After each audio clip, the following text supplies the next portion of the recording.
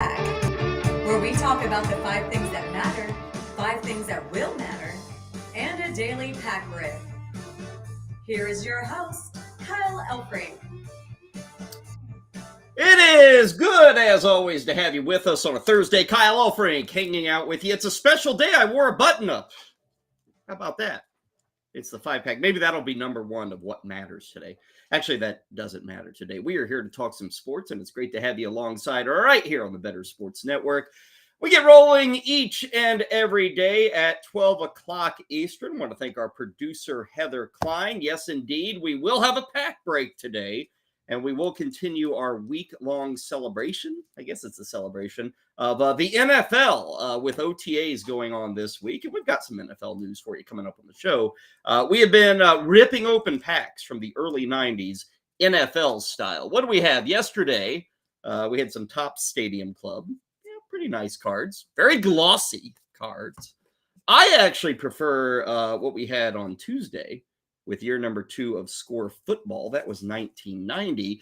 Today, we will have another card set from 1990, the Score set, which was in its second year of production.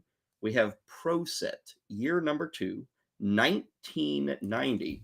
And check this out. I don't know what it is, but it says we can get a NFL collectible in each pack.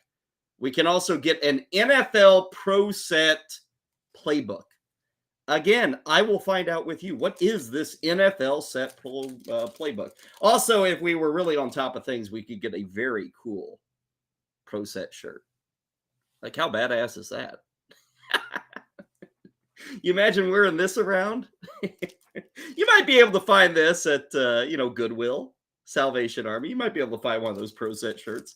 Who knows? They're probably worth money nowadays. So we will delve into year number 2 of Pro Set. I will tell you this. Our producer, Heather Klein, was doing some investigation. This set is full of errors. Like there's dozens upon dozens. We will see if we can pull in. Most of the error cards have no value, but there's a couple of very awkward error cards. It's almost like Pro Set created a football set that was legitimate, like you could buy it at the store, but they also stuck in like inside joke cards, like from guys who worked at Pro Set. Like there are literally cards that feature employees of Pro Set. I kid you not. We'll tell you more about that coming up in the show. But as always, we start you off with 5 things that matter right at this very moment. Also 5 things that will matter as we go through the sporting day. Let us get rolling with things that we're thinking about on a Thursday morning, and we got to be thinking about the playoffs, whether it's basketball or hockey. They have been keeping us busy here on the 5-pack for the last couple of months. Hockey, though, is closing in on a bit of a break. Like tonight, we have a chance for the Vegas Knights to eliminate Dallas. That would be a 4-game sweep. We'll talk about that coming up later. We already have a 4-game sweep out east. It is courtesy of the Florida Panthers, who got a very, very late win against Carolina last night. Comes back out. Now Reinhardt with it. Down to 10 seconds. That may have hit the post. Coming back out in front with it is Trout, who scores!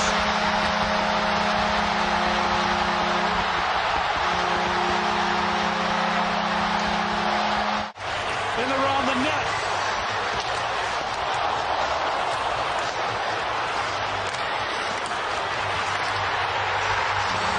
He feels like there was a poke in there on the goaltender Anderson. Yeah, right there. The initial play before Tkachuk lets the puck go. Now is he aided in by Pesci? Now, if that happens with 5 minutes to go in the first period, instead of 5 seconds to go in the third period, you think that little stick nudge is legal? You got guts if you're the zebra there saying, we looked at replay and the goal is disallowed. You know, you thought you saw a lot of junk on the ice at Dallas 2 nights ago. You would have seen a lot of junk on the ice down in Florida. Goal counted. How about Matthew Tkachuk? A 4-game sweep by the Panthers, and he had the game-winning goal in 3 of them. Game 1, Game 2, and Game 4, like you saw last night, courtesy of ESPN. Sergei Bobrovsky has been great all series, really has been great throughout the playoffs. Was pretty good last night. He made enough of the saves. Carolina played well. Like, you think about it, last night, within the first 90 seconds of that Game 4 on the road in Florida, Carolina was down 1-0. And then with about 85 seconds into the game, they lost their top blue liner, Jacob Slavin. So they played well. They came back. They were down 2-0.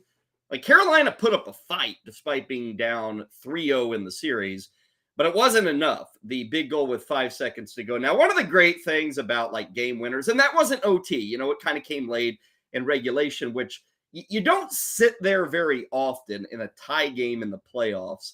And when the clock is ticking under 10 seconds, it's not like you're anticipating a goal. What you're anticipating is like OT. You're anticipating the Zamboni coming out and cleaning up the ice. But it's kind of fun to watch the reaction shots. Like we just saw Tkachuk score the goal. Let's take a look at some of the reaction shots from last night.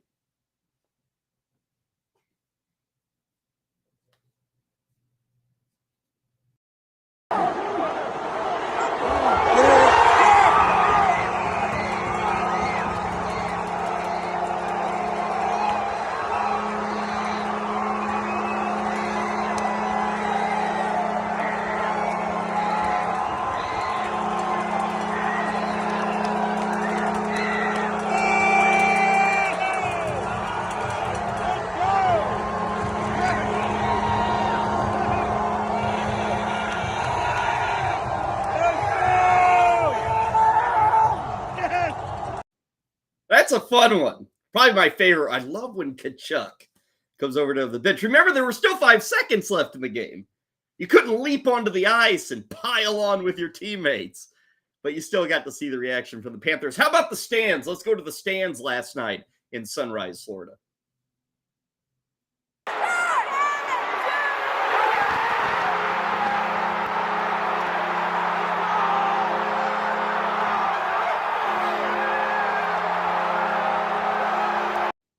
For the Panthers organization, it will be their second Stanley Cup Finals. I'm guessing a lot of you think, when the hell were the Panthers? 1996, when they were up against a bulldozer, the Colorado Avalanche. Avalanche were loaded that year. Patrick Waugh, Joe Sakic, all that good stuff. So they just wiped out the Panthers in 96. Long road back. Not only over 25 years later are they finally back in the Stanley Cup Finals, but check out the road that the Panthers have taken to get here. They top, according to points, the best team ever in the regular season, according to points, Boston. They then took out Toronto, and now they've taken out Carolina. Those 3 teams, Bruins, Maple Leafs, Panthers, were 3 of the top 4 teams in the NHL regular season. So I think it's safe to say the Panthers have earned their way. Now, if you look at current odds to win the Stanley Cup, Florida is your number 2 pick. Vegas is still the favorite, but Florida at this very moment, plus 110 to win the Cup. Now, here's the other part here. We've got that Game 4 tonight.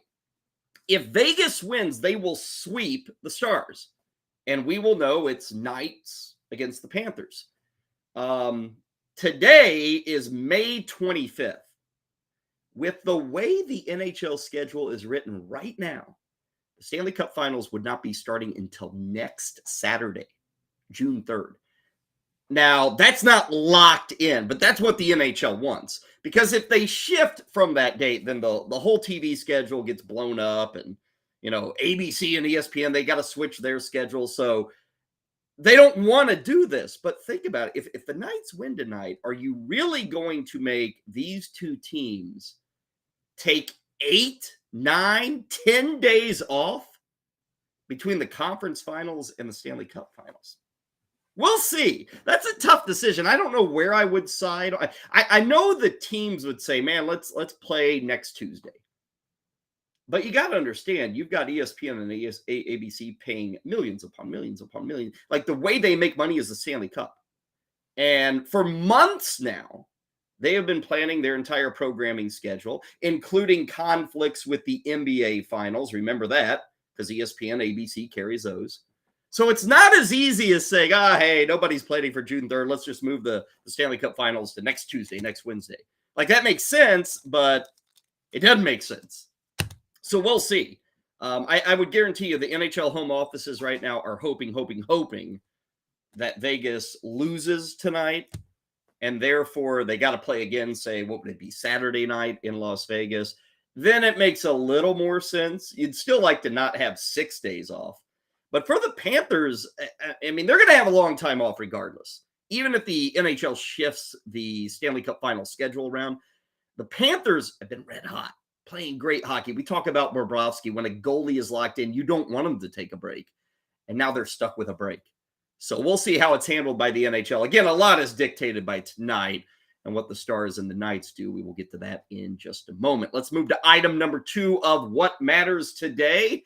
It is not often that we sit here when talking about Major League Baseball and say, wow, remember that win in the 3rd week of May on a Wednesday night? That was a huge win because, again, baseball, it's one of 162. We always think of September victories as the important ones. We might look back, though, at last night's occurrences at Yankee Stadium and say, you know what? That was a big win for the Baltimore Orioles. Let me set the stage. Top of the 7th inning, Baltimore is down 5-1 against the New York Yankees. The night before, they lost in extra innings to the Yankees. Then they got into the ballpark yesterday, and they had to sit around for like an hour and 45 minutes waiting out a rain delay. Eventually, the game got going on Wednesday night, and eventually the Yankees were up 5-1, 7th inning. Yankees bullpen's been pretty good this year. This game is over. Aha! Not so fast, Yankee fans. And Adam hits a fly ball to the right, deep into the corner, by the pole. That ball is off the pole. Ding dong, the Orioles are right back in it. Adam Frazier's power surge continues with a 3-run left-on-left homer. And this is a 5-4 game just like that. Henderson smacks it fair past the dive of Rizzo into the right field corner. McCann scores. Mateo burning behind him, and he will score easily. And the Orioles have resurrected this game. A 5-run 7th inning, a pinch hit 2-run double for Henderson, and a 6-5 Baltimore lead. And it would end up being a 9-6 Baltimore win. They ended up scoring 8 times in that 7th inning. And right now, the Orioles, 32-17. They are only 3 games back of Tampa. Now, the whole discussion in baseball, and even certainly in the American League East, has been, wow, look at Tampa. Tampa's playing awesome. Like, that's been the whole story. Baltimore 3 games back. And hey, Baltimore's got issues. Like, do you fear anybody in their rotation? Hell no. Bullpen's better, but in terms of rotation, you don't fear anybody. I mean, like today, Kyle Gibson's pitching. I mean, is Kyle Gibson their ace? He might be. I don't know.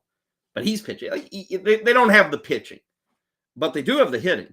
And I'll tell you another thing. Gunnar Henderson, that pinch hit 2-run double, that put the Orioles up in the 7th inning. That is a young, remember, going back to the start of the season, he was the Rookie of the Year favorite in the American League. He's had a bad start, really bad start. But he's starting to turn the corner just a bit. Pinch hit, 2-run double last night, huge hit for him. He has got a hit, I should say, in 9 of his last 11.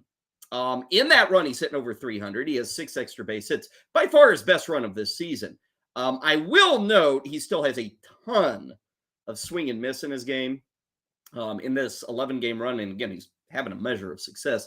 He still has 14 strikeouts against 1 walk in the 11 games. So still trying to figure some things out there with Gunnar Henderson. But Baltimore, I mentioned the record, 32-17. They're 3 games back. They are now 3 ahead of the Yankees. They can move beyond the Yankees by 4 games with another victory tonight. 7:05, Kyle Gibson going up against Clark Schmidt. Worth noting, New York on the money line is favored at -135. But that was a big win. I mean, the Orioles were pretty well dead. Like Nestor Cortez was rocking and rolling, and then he gives up that dink off the foul pole to Adam Frazier. Video courtesy of Masson out of the Baltimore area. Big thanks to them. Big win for the Baltimore Orioles. Let's go to item number 3 on what does matter. Yesterday afternoon in Philadelphia, it appeared that the Phillies were going to get swept by the visiting Arizona Diamondbacks. But a guy who had a great March, didn't do anything in April, hasn't really done anything in May. He had a moment yesterday, bottom of the 9th with 2 outs, and Trea Turner at the dish. And the pitch in the air to left field. Going back on it is Carroll. Back toward the wall. It is gone! The Phillies have just tied this game up. Trea Turner, a 2-run home run. Towering shot. It's a 5-5 game. And they go on for a 6-5 10th inning victory. Trea Turner, okay, superstar. Trea Turner ain't been a superstar with the Phillies. This is surprising. Even with yesterday, 48 games in a Phillies uniform, and the dude's hitting 250. 48 games with the Phillies. He has got 13 RBIs. He's got 5 home runs. His OPS is 690. Now, I'm not here to say, Trea Turner, what biggest letdown of the season, he's finished. No, not at all. Guy's been a stud for 5 years. He gets more than 2 months, okay? But what's crazy, and I want everybody to hear this out, if you rewind the clock back to the end of March, I recall hearing this many times. We always hear spring training. It doesn't matter. Don't fall in love with spring training. But if you follow these things, everybody who tells you, usually guys sitting behind a microphone, guys sitting in my seat, in one breath, they will tell you, don't pay attention to spring training. In the very next breath, they were saying, oh my God, Trea Turner in the World Baseball Classic. Oh my God, Trea Turner, look how locked in. Trea Turner is due massive things. Like, that was said everywhere. Just a reminder, what did Trea Turner do in the World Baseball Classic? He played 6 games. He hit 5 home runs. He had 11 ribbies. His OPS was like 1,500. He was hitting 390. Like, he had an awesome 6 games. And people got on that. Wow, Trea Turner, this guy's going to be awesome for the Phillies. 6 games in the WBC, 5 home runs, 13 RBIs. 48 games with the Phillies, 5 home runs and 13 RBIs. I'm not picking on Trea Turner. I'm picking on the people who tell you March means nothing, and then they tell you March means something. Don't fall for it. I'm telling you. Here's the big thing with Turner. Here's the big thing. Stolen bases, they're up everywhere, right? Everybody's stealing bases. You know who isn't? Trea Turner. Trea Turner, who I think everybody had listed best bet to lead baseball in stolen bases with all these new rules and all these changes. Trea Turner was the guy. He was the odds-on favorite. DraftKings, whatever book you go to, he was the odds-on guy. Lead baseball and so he's got 6. Here's a crazy thing. Trea Turner has 2 stolen bases in his last 28 games. Yuck. Terrible. Huge win. Not as big as Baltimore's, but a big win for Philadelphia because they are falling behind. Even with that win yesterday, Philadelphia is 23-27. Remember, last year they repped the NL in the World Series. 23-27. They are currently 7 back of the Atlanta Braves. And that number is important, 7 back, because tonight they open up a 4-game set in Atlanta. So I don't want to say it's do or die time for Philadelphia, but if you lose, 3 of 4, and all of a sudden you've gotten to the end of May and you're like 7 games under 500, and you're 10 games back of Atlanta, sure, there's the wild card. I mean, all Phillies fans know that from last season. But you're hurting. You're hurting if you're 10 out come June 1st. So we'll see.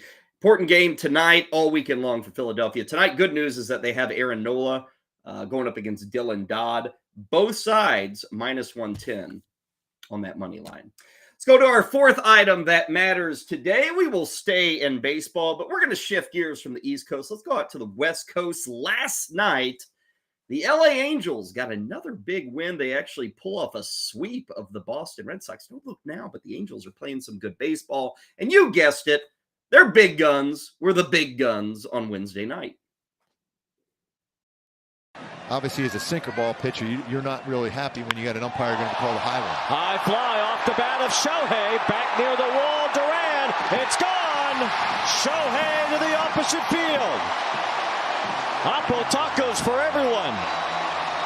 Last night, the Angels hit a couple out to the opposite field. Tonight, 2 more. And it's Ohtani with his 12. And launch angle, 30 degree. You mentioned earlier, Wayne, how well he stays in. Rippers up here. Yeah. There it goes. Left center field off the bat of Trout. Duran is back at the wall. He leaps. Goodbye. Home run, Mike Trout. He passes DiMaggio on the all-time home run list. And the Angels are up 7-1. Always fun. We see Trout and Ohtani homered in the same game. Doing it again. Trout left center, right center. Last. Bally Sports with the footage there. Mike Trout, by the way, with that home run, bypassing Joe DiMaggio for all-time home runs. Trout is now 85th on the all-time list. That was home run number 362 for him. I don't know about you, but I watched that highlight, especially on the Trout home run, and it kind of hit me. It is so rare to see a home run traveling, and when you look beyond the wall, like way beyond the wall, it's not a bunch of condos or high rises. It's like natural beauty. And I know people in Orange County would say, you think that's beautiful? You should look the other direction, out to the ocean. But I'm watching that highlight there, and it's like the ball's going up and the camera's panning, and there's no buildings in the way. Like I can see 30 miles off into the foothills of Southern California. You don't see that anymore. You usually got stands out there. You have downtown. Anaheim, old school, kicking it old school with those highlights there. 7-3 victory for the Angels. Obviously, Trout and Ohtani both hitting home runs. This year, the Halos are 4-0 when both guys hit home runs. And for their careers, they're 18-8 when both Ohtani and Trout hit a home run in the same game. So that's something to keep track of. I will point this out with Mike Trout. And again, we're needling Mike Trout. He's hitting like 275 this year. And we are now at the point where Mike Trout, like you go back 5-6 years ago, Mike Trout's like a 320, 330 hitter. Lately, there have been injuries, and there have been a big dip in batting average. Trout is becoming more of like a sub 290 hitter, which he is great. He is an all-star. When you list the best hitters in baseball, Mike Trout's name is going to be the first 3 or 4 you mention. But that 330 kind of season that he used to put up, 3, 4, 5 straight years in a row, ain't happening now. And he'll probably get back to 290 by the time it's all said and done. But the average has really slipped. Still a great ball player, home runs, ribbies, runs scored, all that stuff. He's playing every day, which is huge. Angels looking good. They have won 6 of 7. They are 28-23. If the playoffs started today, the Angels would be your 7th and final team into the postseason. Right? I think that's right. Yeah, 7th and final team into the postseason. They got a lot of fighting to do, but they're looking pretty good. They are plus 180 today to get into the playoffs to play in October. So you can still get pretty good odds if you're feeling the Angels. Now, we've been here before. But we've also been in a spot with LA where you get to May and they're like, oh my God, what the hell's going wrong? This team seems a little bit better, a little more built for the long haul. We'll see if they can maintain pace in the AL West and in the American League. Final thing really has nothing to do with a win, nothing to do with a loss, nothing to do with like a great stat. Well, I guess it is a great stat. We've already given you our East Coast bias. We've given you our West Coast bias. Now here on the 5-pack, let me give you my Midwest bias. Let me give you my bias about velocity. We all love velocity, right? Like velocity's everywhere. Yesterday up in Minneapolis, the 9th inning of a 7-1 Twins lead. They're playing the Giants. It's a Wednesday afternoon. It's a getaway day, for the Giants. You're not really thinking about, whatever, we'll get this game done, go out, have a couple of beers after the game, head home, grill, whatever.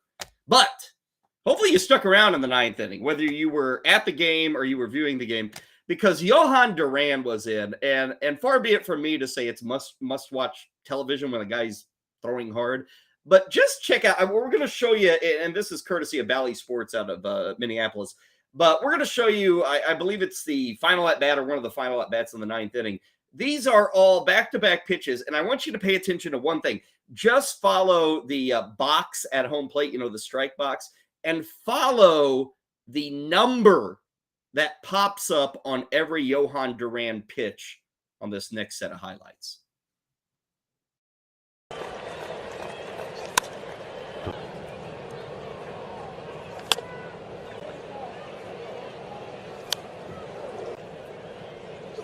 Well, we've now... People will throw accurately is incredible. 104 up and... I wrote that down because what we saw there was 103, 104, 105, 106. Or no, 105 is where we top. Then back to 104, then 103, then 104. What? Are you kidding me? Crazy with Jhoan Duran. Here are the final stats. 1046. That was the pitch that hit 105. That 1046 is the fastest pitch in Major League Baseball this season. He also hit 104 in that at bat. That is the second fastest pitch of the season. Jhoan Duran of the Twins is the 8th pitcher since 2008 to hit 104. Why 2008? That's when they started to get accurate readings with the radar gun, the StatCast stuff. So he's the only 8th guy to get to 104. I will note Aroldis Chapman has gotten to 104. Guess how many times Aroldis Chapman has gotten to 104? 67 times. It's a big, big number. The other guy who can kind of get to 104 fairly regularly is Jordan Hicks of the St. Louis Cardinals. And those 3 guys, Hicks, Chapman, and then Duran with the Twins, those 3 guys are the only 3 pitchers to ever hit 104 more than once in the same game. So, you just sit there and you say, my God, where does this end? 104.6. And I guess somebody will get to 105 too, and maybe we'll hear a 105.6. I don't know. It's like, what can the human body withstand? Duran, by the way, has been a stud thus far in his major league career. It's not just, he throws hard. Here are his numbers. 86 major league innings. Jhoan Duran has a 1.78 ERA, a .97 whip. He is striking out 11.8 guys per 9 innings. His walks are not out of control. Little shaky this year, but overall the walks aren't terrible. And he's got 15 saves. Now, he has not been given the 9th inning job in Minnesota. They still mess around with a couple of other guys there from time to time. But he's probably the leader in the clubhouse, you will, for saves. He's been awesome. 86 innings, couple of seasons now. This is year number 2. He throws hard. I don't know if 4 years from now we're seeing Jhoan Duran throwing hard. You almost expect some sort of arm injury. But right now, all is good for Jhoan Duran. 104.6. And you should hunt down that run through on Twitter where you can just watch that over and over again. It just loops and you can see. Good stuff. Okay, take a break here. When we come back, 5 things that will matter for tonight. We'll hit you with those items next on BSN. It is amazing the attention that Kyrie Irving draws on Instagram when I think he went Insta Live yesterday. And Kyrie had a lot of great messaging about Ja Morant and, everything that we're going through in our country right now and about taking care and nurturing one another. Now, that's all positive. The negative aspect of it is, don't believe what he's going to do in free agency, the conversation that he hasn't made a decision as of yet. Don't necessarily believe any of the pundits out there or analysts out there about what he is going to decide to do. Here's the problem. If I'm looking at this scenario, I mean, the idea that Kyrie Irving is all of a sudden this finishing piece, the only time he's ever been a finishing piece is when he played for LeBron James, or with LeBron James, I should say, and the Cleveland Cavaliers, and they won an NBA championship. He was a disaster in Boston, disaster in Brooklyn. The Dallas Mavericks acquired him this year to be the running mate with Luka Doncic, and they went out and missed the playoffs. Now Dallas still wants to go out there and pay him. But who exactly right now is clamoring for Kyrie Irving? By the way, the speculation is going to run rampant when you sit courtside for a couple of Laker playoff games out there in Los Angeles, because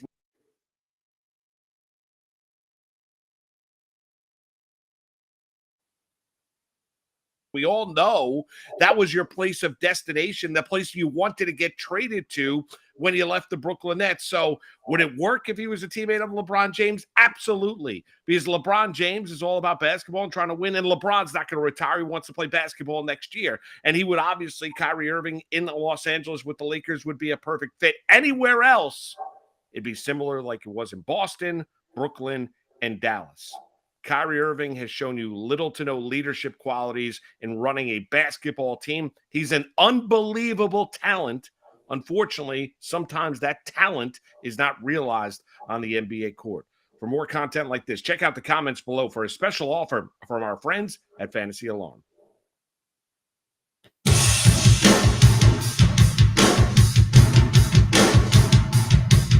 Welcome back to the 5-Pack. Next up, the 5 things that will matter. Here's Kyle Elfrink. Take care of some house cleaning before we get to those 5 things that will matter. I want to remind you again to go to fantasyalarm.com/underdog right now if you want to get a free match on your first deposit with Underdog Fantasy. You can do so with Fantasy Alarm and Underdog Fantasy. Again, go to fantasyalarm.com/underdog and use the promo code Fantasy Alarm, all one word. That will get you up to $100 in matching funds with your first deposit. And speaking of Fantasy Alarm, if you go over there, Britt Flynn has some best ball draft strategies. I know we've got a new baseball prospects write-up that you can find at Fantasy Alarm. Our friends Howard Bender, Adam Ronis, they have the Cash It podcast. New update there, so do check it all out at fantasyalarm.com. It is there. As for us here on BSN, coming up later today at 3 o'clock, we will have the Fantasy Football Game Show with the guys from Front Yard Fantasy coming your way at 3 p.m. Until then, we've got 5 things that will matter still to come. We will do our Pack Rip 1990 NFL Pro Set coming your way. Let us start, though, with counting things up from 1 through 5. Things that will matter to you, the sports fan. And we start in Boston. We start with a perhaps unexpected Game 5. I think 2 nights ago, everybody kind of thought, Miami's going to sweep Boston. No troubles. Heat are going to roll. Who's slowing down the Heat? Celtics have quit. They've already got their golf outings booked. Not so fast. Boston had a very good third quarter the other night in Miami. Tonight, they will have Game 5 in Boston. Currently, Miami is up 3-1. I will say Jimmy Butler, who's kind of become the star of this NBA postseason along with Nikola Jokic. Jimmy Butler is still as cool as a cucumber. Here he is the other night on talking after the loss in Game 4 and talking about getting set for Game 5. Consistent. Do the same thing that I do, that we do after every game. We're going to listen to some music. We're going to drink some beers back there. I'm going to go have some wine. I don't think that you could just focus on basketball all the time. You have to be able to, get away from the game a little bit. Think about it. But at the end of the day, you fall back on, your habits, how consistent you're going to be.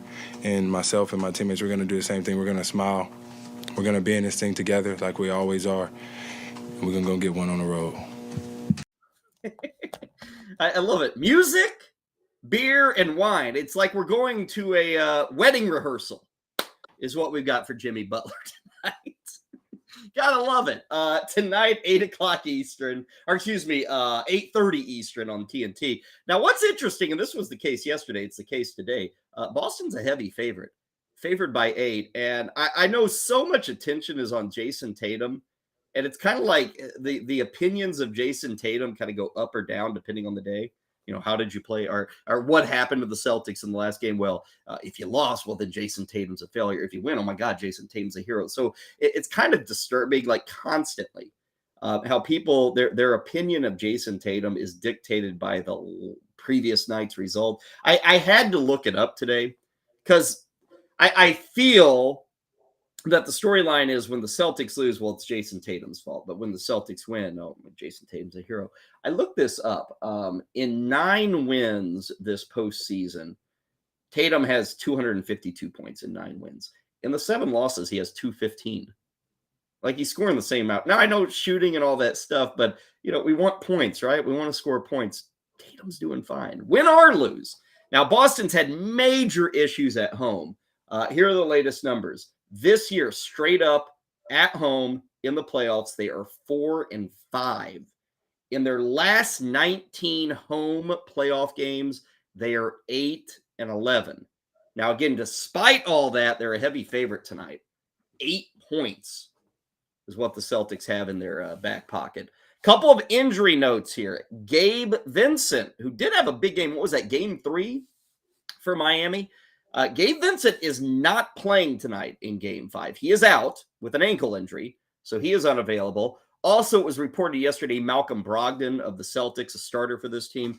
He's been dealing with a bit of an arm injury. He's going to play tonight, but he is also less than 100%. So again, 8 o'clock, 8:30 tonight, TNT with the coverage. Speaking of 8 o'clock, that moves us to our second item that will matter. Hockey. Mentioned it earlier, the Las Vegas Knights, if they win tonight, they will punch their ticket to the Stanley Cup Finals. They are currently up 3-0. They are taking on the Dallas Stars tonight. This is an 8 o'clock start, and you can catch it on ESPN.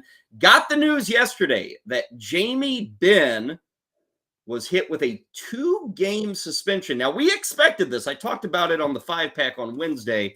I thought maybe at least 1 game. The NHL ended up giving Jamie Benn a 2-game sit-down.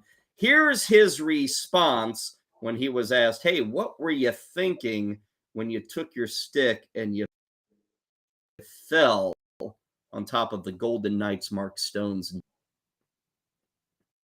Didn't want to take a 5-minute penalty, but the game happens fast. Emotions are high, and obviously would have liked to not fall on him, and I guess use my stick as a landing point. I don't think we call that an apology, do we? And I get it. It's the playoffs, and thankfully Stone is not injured. And Jamie Benn knows he screwed up. He's the captain. He totally screwed the pooch here. That came early in Tuesday night's game. He was out, 5-minute penalty. The Knights go on to score. They're up 3-0 at the end of 1. Dallas fans are ticked off. I mean, Jamie Benn knows he screwed up. He's not playing tonight. I will note Dallas is a favorite tonight, -125. Key for the Golden Knights, if you haven't been following much of this series, is Aiden Hill in net. He is 6-1 in the last 7 playoff games, so he is playing great. Offensively, Jonathan Marchessault has been fine in the back of the net. He's got 5 goals in his last 4 games. And Jack Eichel, his first ever playoff run. Jack Eichel, formerly of the Sabres, now with the Knights, has looked great. He has kind of been the straw that stirs, or the stick that, what is it? The straw that stirs the drink. That's what they say. That's been Jack Eichel, no doubt, for the Knights. Again, ESPN tonight, 8 o'clock. We'll see if the Golden Knights close off the Dallas Stars, and then we'll find out if the NHL is going to adjust the Stanley Cup Finals schedule.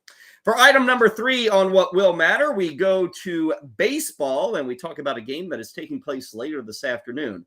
We're about 3.5 hours away from the Washington Nationals and the San Diego Padres. Why in the world am I telling you about these two teams?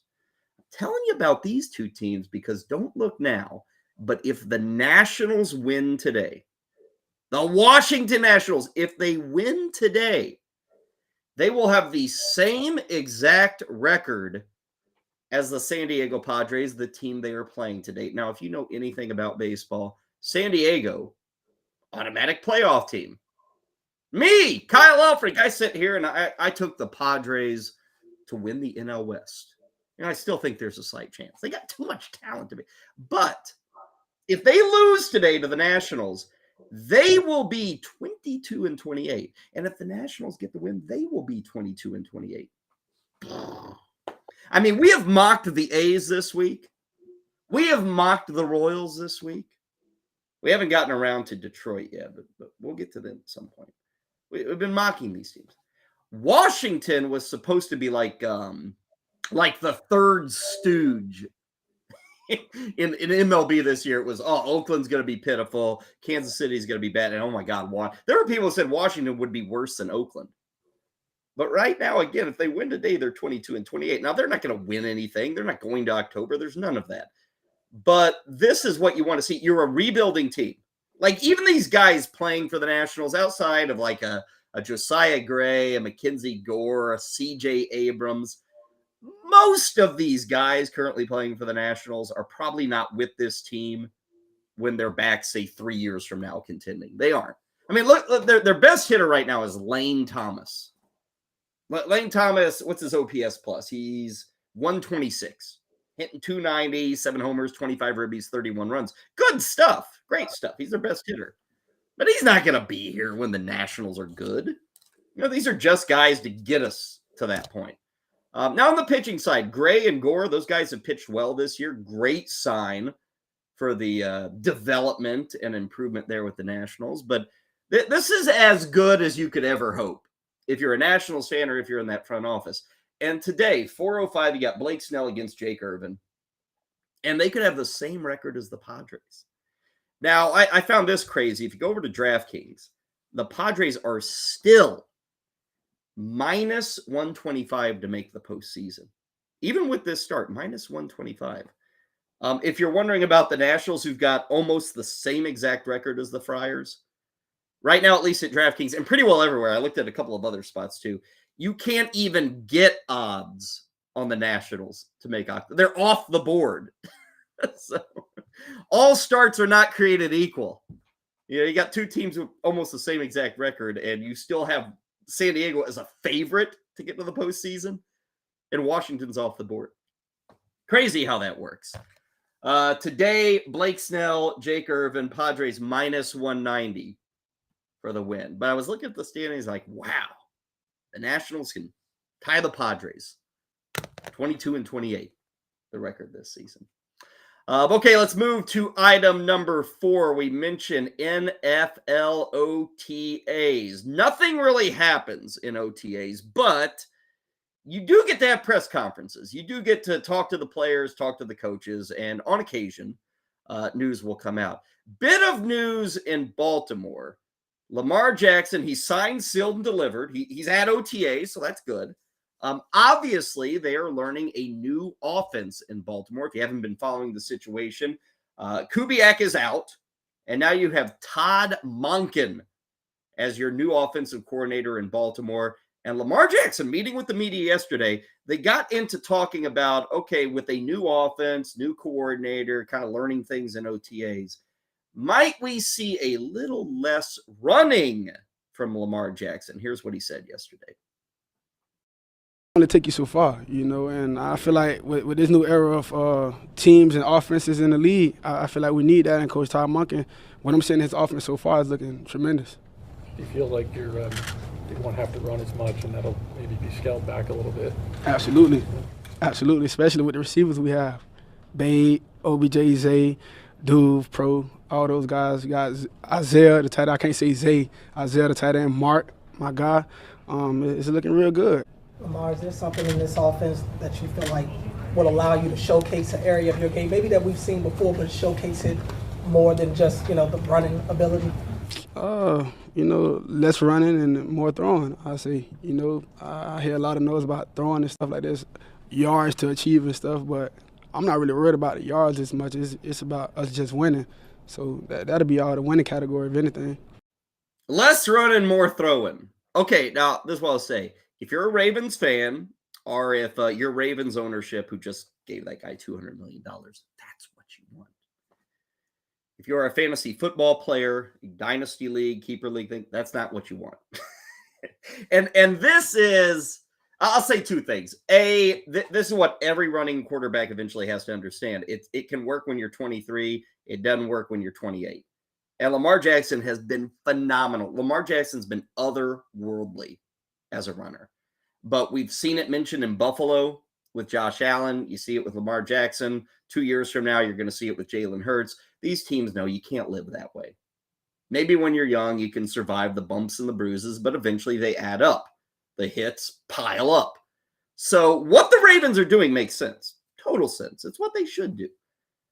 The other problem you've got is, I will note that this is being said in May. We hear this. I always remember the Panthers would come out in May and say, we're going to pull back on Christian McCaffrey. We don't want to give him 30-plus touches. He can't. And I always said, talk to me in September, October, and November when the games matter, when you're trying to win. And I'll say the same thing here with Jackson. But if the Ravens and Jackson kind of do make this switch, it's a big hit in fantasy football. There is still a jury out on whether Lamar Jackson's a good passer. There just is. We don't know. They've given him weapons. They've tried to develop them, but mainly he's been slightly improved, and then he just stalled. He's been the same guy for 3-4 years. So we'll see if this improves. It could. But in fantasy, you want a guy running and running. And again, Lamar Jackson's not going to go to 2 carries a week. But right now for his career, he's over 10 carries a week. The Ravens would want that number more like 7. That's where they'd like it. I was looking up rushing totals for the season this upcoming year. Lamar Jackson is got an over-under of 875.5. Juice is to the under, and it should be. It's minus 140 on the under. I would go the under. I don't like those odds, but I would take the under for Lamar Jackson. I will note, 875. What's that? Well, he has topped that number twice. The 2 years he stayed healthy was well beyond 875. But he's been injured the last 2 years. In 3 of his 5 NFL seasons, he hasn't even gotten to 775. So that 875 is a massive number, especially with the idea that they're going to scale back the rushing. So, Jackson's still going to be probably one of the first 5 or 6 QBs off the fantasy draft board. But I would kind of recommend everybody scale back on the rushing expectations and understand you're going into a season where you hope the passing can pick up for the pullback and running. We shall see. Fifth and final moment, fifth and final piece of news that does and will matter. San Francisco will stay with the OTA storyline, and we'll go to the 49ers camp where we're talking about QBs because they got too many. Can you ever have enough pitching? Probably not. Can you ever have too many quarterbacks? The San Francisco 49ers are going to put that answer to a test because right now they've got Trey Lance, they got Sam Darnold, they even have the Allen guy from Cincinnati as a 4th quarterback, and of course they have Brock Purdy. Now, we got news yesterday that San Francisco plans to have Brock Purdy throwing the football as soon as next week. Remember, he just underwent elbow surgery 2 months ago, I think, maybe even less than 2 months ago. Here's Purdy talking about the recovery from the operation. Feel good. Arm is feeling good. So to say I'm going to be ready by this time or this time, I just – we're not trying to label any kind of timeline like that. For sure, though, that's a goal, right? You want to be ready for, the season, and if that's the case, great. But like I said, we're just taking it one day at a time and don't want to say anything that, we regret down the road or whatever. So Purdy had the out-of-nowhere rookie season, got the 49ers into the NFC Conference Championship game, got hurt in that game. That's where the elbow got injured. So a lot riding on what he can give the 49ers. But again, they do have other options. Sam Darnold brought in for some reason. Trey Lance is still there. Speaking of Lance, Kyle Shanahan, who kind of seen as the QB maestro. I mean, think about this. They don't necessarily know who their QB is. And I looked at the odds today. San Francisco is minus 150 to win the NFC West. San Francisco's win total for this year is 10.5. This is without knowing who their QB is. So almost Vegas is looking at this and saying, who cares? Kyle Shanahan will figure it out. With Trey Lance, this is kind of a final opportunity for him to win the job and keep the job in San Francisco. We're going to run into contract issues in just a bit. Here's Shanahan talking about where Lance has started and needs to continue to improve. Playing with your feet wider apart, always be in a position to throw. When you're a quarterback, your feet aren't together. When you turn into a runner, your feet are together and you look to run, but then it takes you a second and a half to throw where defenders can tee off on and things like that. And it's about always having to be in a certain position to throw in. So when the O-line is bad, you're not one of those guys who's just going to get sacked every time the O-line's bad. You know how to get rid of the ball, or you know how to turn into a runner and go. And that has to do with how you balance your feet out, how far you keep them apart, and how you can progress in a pocket. For more on this, I want to send you over to fantasyalarm.com. John and Pimba, I think he wrote this maybe a couple of days ago. You can find it on the site. Talking about Trey Lance as a great best ball pick, and I would totally agree with John. I don't even need, in best ball, you don't even need to know if Trey Lance is starting in week 1. You don't. Right now, his ADP is like in the 170s in a best ball setup. That's a QB3. If Trey Lance, let's say he makes a dozen starts, he could very easily be a top 6 QB with just a dozen starts. Like, he's got that mobility. He's got that offense around him. So check out that column at Fantasy Alarm. By the way, Lance is going, and John mentions it in the write-up, he's like 24 picks before Brock Purdy.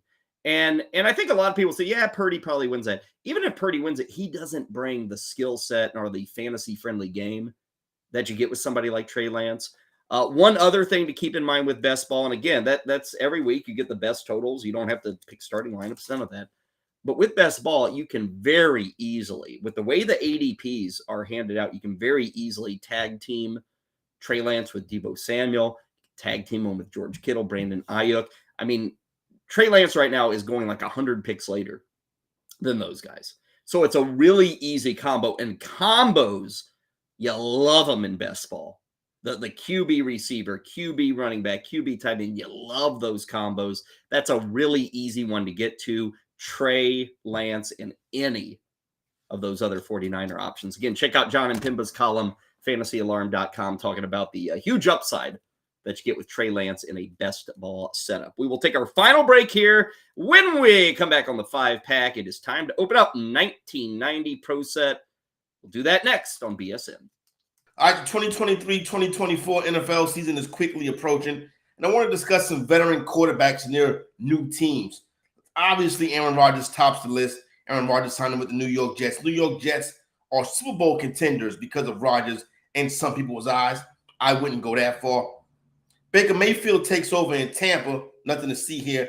Derek Carr should improve the New Orleans Saints, making them a contender in the NFC South. But don't sleep on Jimmy Garoppolo arriving in Las Vegas to join the Raiders. You see, Josh McDaniels and that staff basically found and developed Jimmy Garoppolo. That offense is very intricate and hard to learn. It's probably why Carr struggled in it last year. Now, last year, the Raiders lost 11 games. 9 of those losses were by 1 score or less. I think Garoppolo changes that this year. Not only do I look for Vegas to be the second best team in the AFC West, I think they go over their win total, and I think they're a playoff team in the AFC, all because of the addition of a quarterback that knows that system in Jimmy Garoppolo. I'm curious your thoughts on how you think this year's class of veteran quarterbacks who change teams will fare. Leave your thoughts in the comment section below. While you're down there, check out a special offer from our friends at Fantasy Alarm.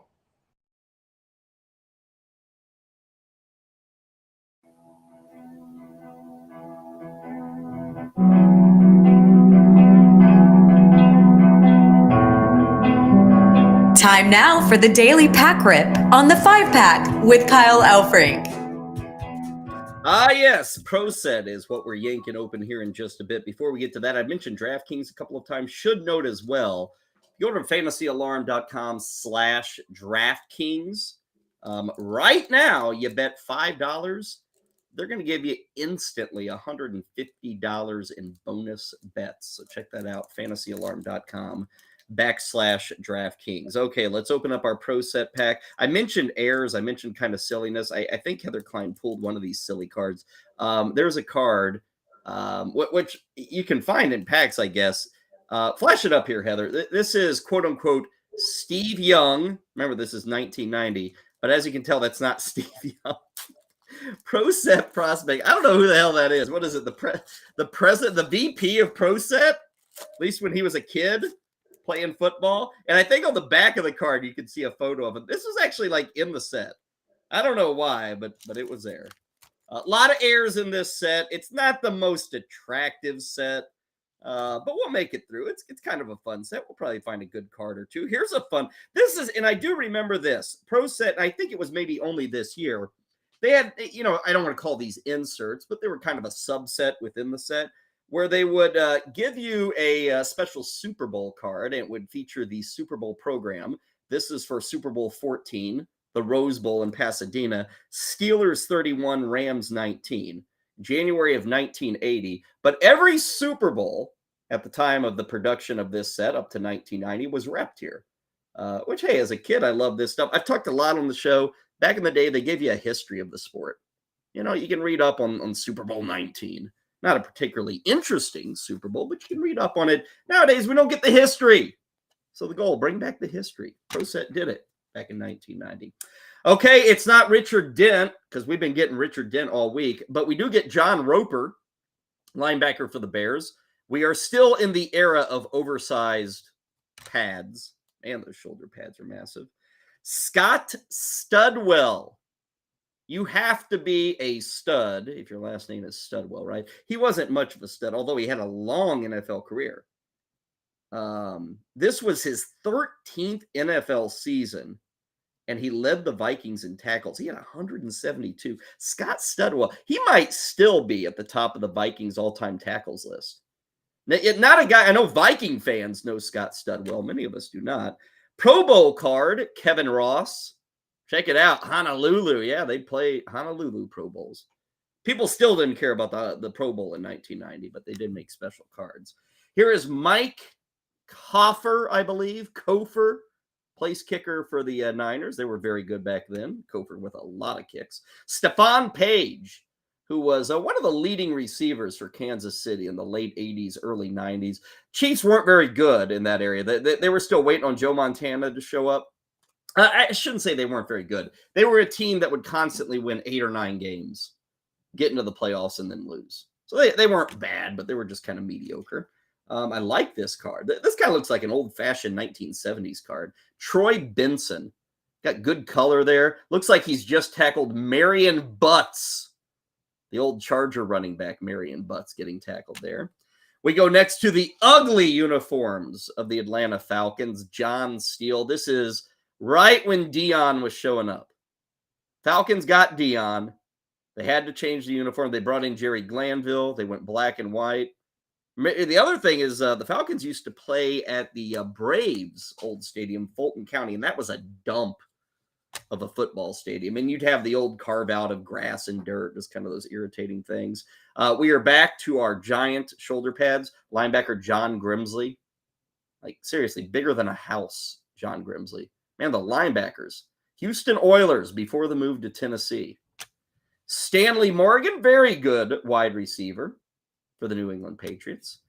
Bob Greasy, check this out. Hall of Fame, Bob Greasy made it in 1990. Of course, he was the quarterback of the Dolphins when they went undefeated. There he is making a pass. Bob Greasy spent a lot of time in the booth. And again, I love the history. You get a write-up. You know, even kids in 1990, they didn't know who Bob Greasy was, but we got the whole write-up. And we were talking about the 49ers earlier in that QB room. I believe that Bob's son, Brian, who played for the Broncos and other teams, Brian Greasy is now in that. I think he's the QB coach for San Francisco. So there we go, connecting the 5 things that will matter to our pack rip with Bob Greasy. Clarence Verdon of the Indianapolis Colts, decent player, but never had the big-time season. Here's a guy who had big seasons, LT. The one and only LT. And kudos to ProSet. They did the exact thing you should. Let's show Lawrence Taylor getting a sack. And man, Lawrence Taylor, check him out. Just a bad dude. Let's look at those sack numbers. 11.5, 13.5, 20.5, 12, 15.5, 15. Man was a monster. Absolute monster. Earl Farrell of the Phoenix Cardinals. And wow, check this out. If you weren't getting sacked by Lawrence Taylor back in the day, Reggie White back in the day, good pack. 90%. We'll do it again tomorrow. The 5-pack, 12 Eastern on BSN.